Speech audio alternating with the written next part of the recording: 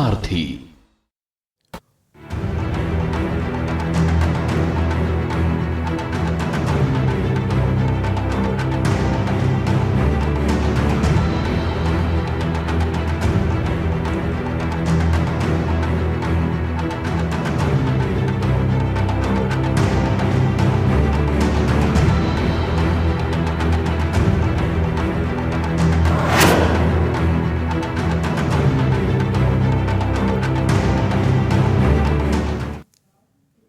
तो हम बात कर रहे हैं पर्यावरण के बदलाव पर मंथन।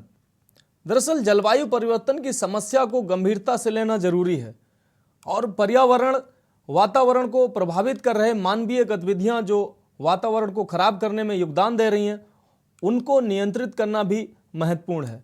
सरकार के साथ हमें भी जलवायु परिवर्तन पर रोकथाम के लिए प्रयास करना चाहिए। इस उद्देश्य को पूर्ण करने के लिए लखनऊ में 2 दिवसीय पर्यावरण संरक्षण कॉन्क्लेव का आयोजन किया गया। देखिए हमारी रिपोर्ट।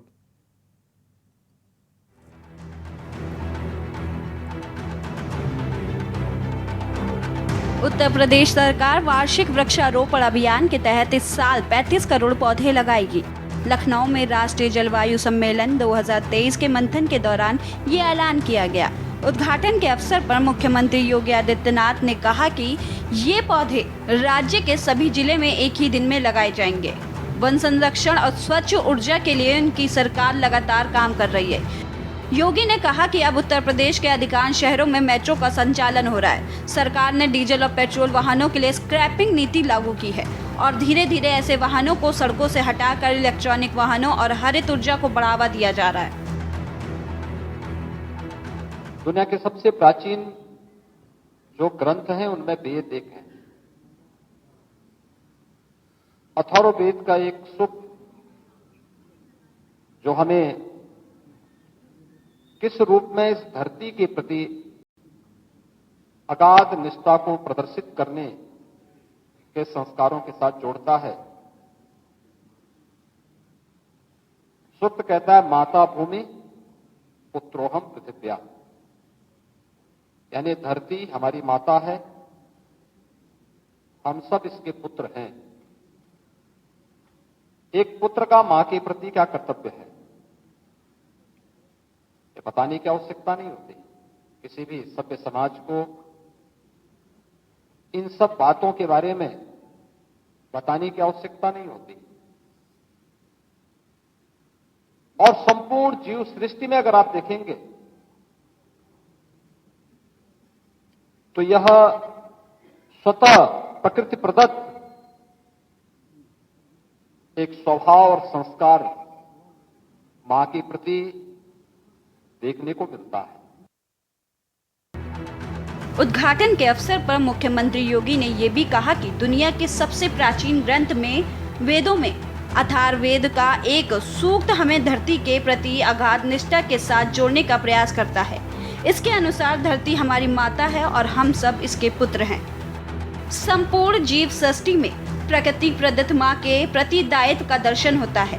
उन्होंने कहा कि एक तरफ विकास आज की आवश्यकता है तो पर्यावरण और प्रकृति के प्रति दायित्वों से भी हम मुक्त नहीं हो सकते हैं।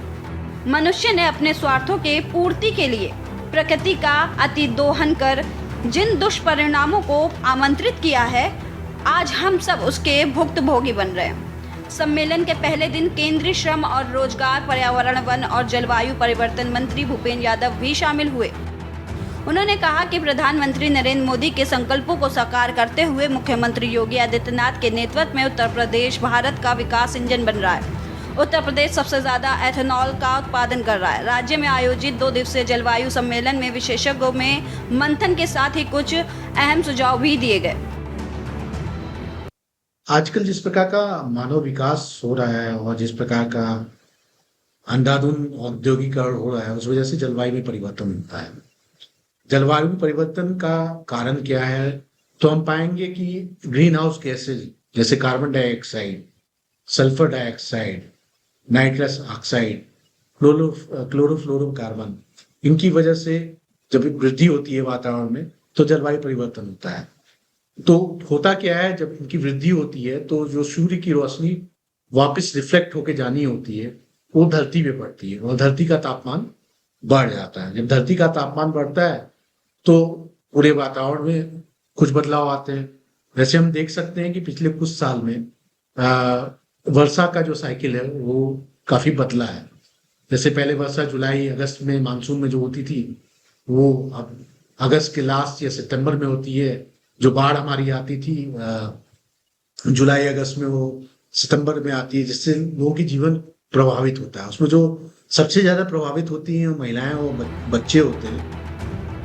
पहले अक्सर 15 जून तक मानसून आता था, लेकिन अब सितंबर बीत जाने के बाद भी मानसून की दस्तक नहीं दिखाई देती। जुलाई अगस्त में बाढ़ आती थी तो वहां अक्टूबर नवंबर में नजर आती है। ये पहली बार हुआ है कि मानसून अक्टूबर में आया। मौजूदा समय में ही मार्च के महीने में ओलावृष्टि हुई।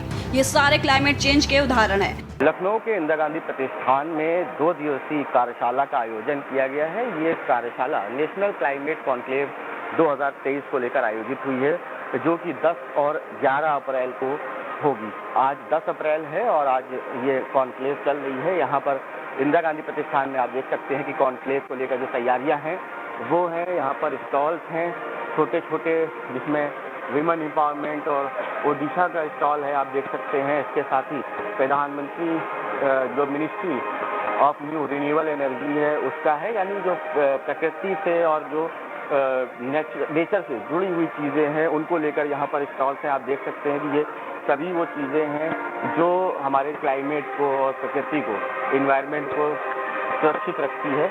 तो ऐसे प्रोडक्ट्स भी यहाँ पर अवेलेबल है। इसके साथ ही हम आगे चलेंगे और भी चीज़ें आपको दिखाने की कोशिश करेंगे कि यहाँ पर क्या क्या चीज़ें हैं। वन विभाग के भी यहाँ पर मॉडल्स उपलब्ध हैं कि किस तरह से वन विभाग काम करेगा। अमृत वन और तमाम चीज़ें जो हैं वो यहाँ पर मॉडल के थ्रू दर्शाने की कोशिश हुई है। फॉरेस्ट वाइल्ड लाइफ से लेकर जो MSME है, सिडबी है, नाबार्ड है, इन सब के स्टॉल्स यहाँ पर आप देख सकते हैं। और ये जो पूरा कार्यक्रम है, इस कार्यक्रम में आज खुद CM पहुंचे थे। मुख्यमंत्री योगी आदित्यनाथ ने पहुंचकर इस कार्यक्रम को संबोधित किया और उन्होंने कहा कि जनता को जागरूक होना चाहिए और जनता को पर्यावरण के प्रति चिंता जाहिर करनी चाहिए, क्योंकि पर्यावरण की सुरक्षा हम सबकी जिम्मेदारी है। लखनऊ से ज़ुहैब आलम, के न्यूज़।